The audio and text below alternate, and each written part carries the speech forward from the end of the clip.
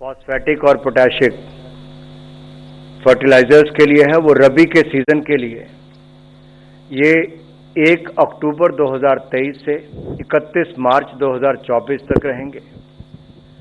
आगामी रबी सीजन जो हमारा 2023-24 का है, उसके लिए नाइट्रोजन के लिए 47.2 रुपये प्रति किलो, फॉस्फोरस के लिए 20.82 रुपये प्रति किलो और पोटाश के लिए 2.38 रुपये प्रति किलो और सल्फर के लिए 1.99 रुपये प्रति किलो 1.89 रुपीज़ प्रति किलो सब्सिडी प्रदान की जाएगी। और इसके लिए एनबीएस पर कुल 22,303 करोड़ रुपए का व्यय अनुमानित है। वर्ष 2021 से ही केंद्र सरकार द्वारा सब्सिडी की दरों को इस प्रकार से बढ़ाकर निर्धारित की जाती है ताकि अंतर्राष्ट्रीय बाजार में बढ़ती हुई जो कीमतें हैं उसका प्रभाव हमारे किसानों पर ना पड़े।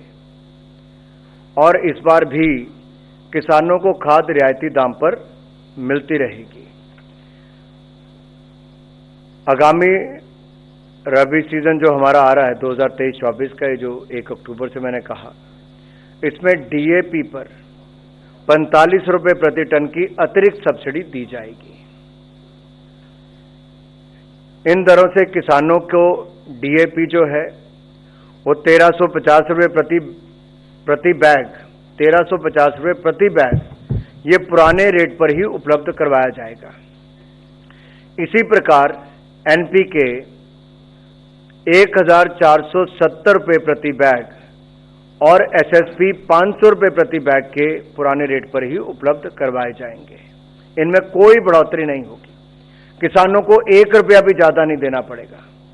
और जो एमओपी है वो 1700 रुपये प्रति बैग के पुराने रेट से कम अब 1655 रुपये प्रति बैग मिलेगा, यानी कि घटी दर पर किसान को उपलब्ध करवाया जाएगा। 1 रुपया दाम भी यूरिया पर नहीं बढ़ने जा रहा है और उल्टा जो एमओपी है उस पे 45 रुपये प्रति बैग वो भी कम किया जा रहा है। ये जो एसएसपी हमारा सिंगल सुपर फॉस्फेट जो कि देश में उत्पादित होता है, इस पर भी फ्रेट सब्सिडी जो है वो जारी रखी जाएगी। तो आज मैं कह सकता हूं एक बार फिर नरेंद्र मोदी जी के नेतृत्व में भारत की सरकार ने किसान के हित में फिर निर्णय लिए हैं ताकि उनकी लागत ना बढ़े, यूरिया महंगा ना हो और उनकी पैदावार भी बढ़े, उस दिशा में कदम उठाए गए।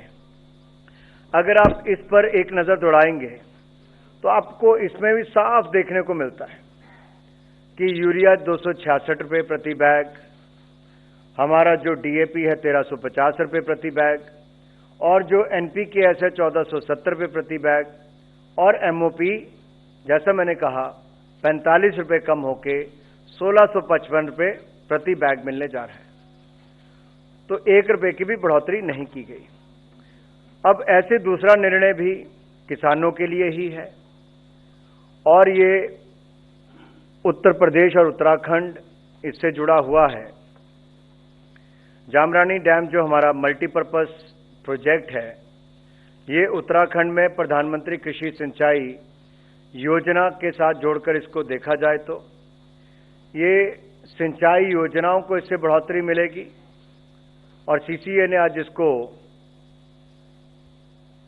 पीएमकेएसवाई प्रधानमंत्री कृषि सिंचाई योजना के एक्सीलरेटेड इरिगेशन बेनिफिट प्रोग्राम के अंतर्गत सम्मिलित करने का निर्णय किया है।